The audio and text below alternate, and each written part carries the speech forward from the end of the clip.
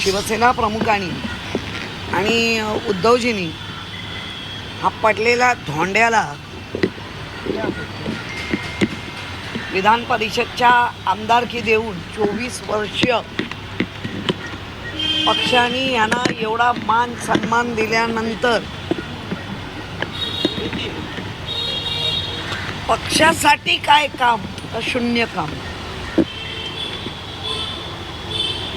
आणि जिथे पाव तिकडे धाव या बाईंचं वागणं आहे.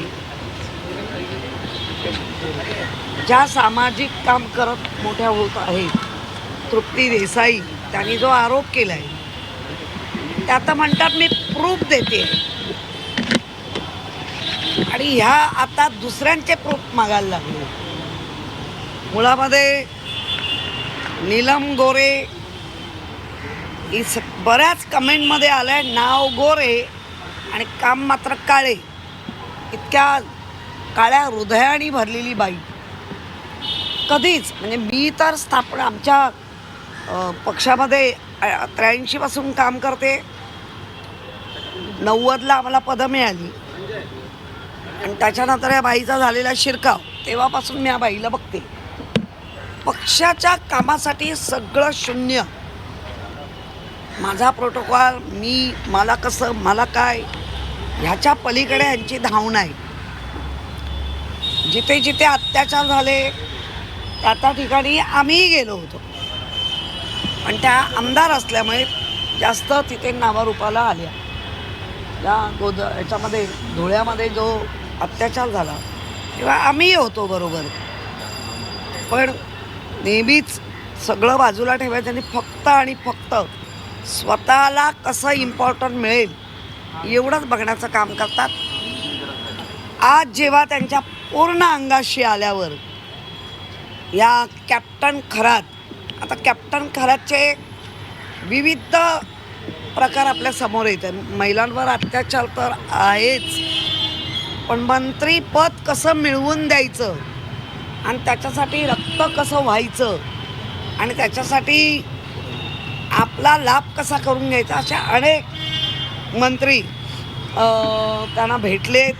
दीपक केसरकरांनी तर भांडात फोडलं. 39 मंत्री, आता त्या 39 मधली ह्या असाव्या एक, म्हणजे आता परत प्रश्न आला 38 कोण.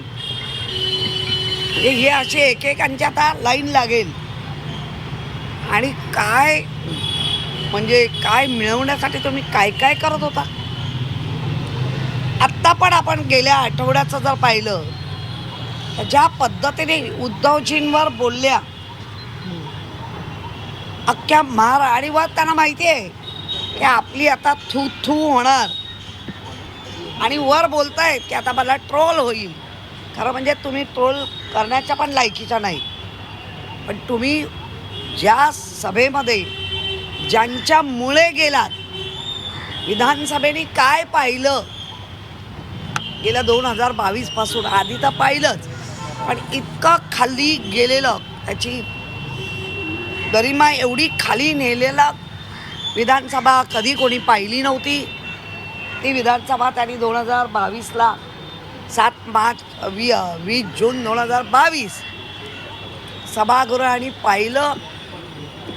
आणि मग एक एक एक एक उड्या पडत गेल्या, आणि त्या उड्यामध्ये ह्या बाईची उडी काय, तर आम्ही जात होतो, आम्हाला भेटत नव्हते. अहो मी ज्या वेळेला बंगल्यावर जायची, मग त्या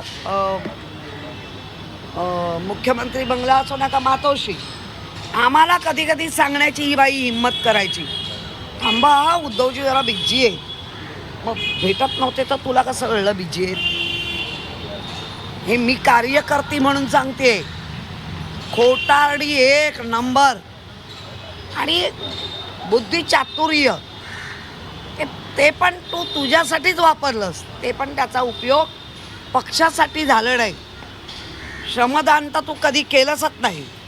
त्यामुळे एक देखीलच खोटं बोलणारी बाई जर कोण असेल, मला एकदा आठवतं, मी त्यांच्या गाडीत होती आणि एका पोलिसाने फक्त उठला नाही, त्याचं लक्ष नव्हतं, त्या तरा केबिनमध्ये गेल्या, फोन लावला, त्याला वर बोलवलं, त्याच्यावर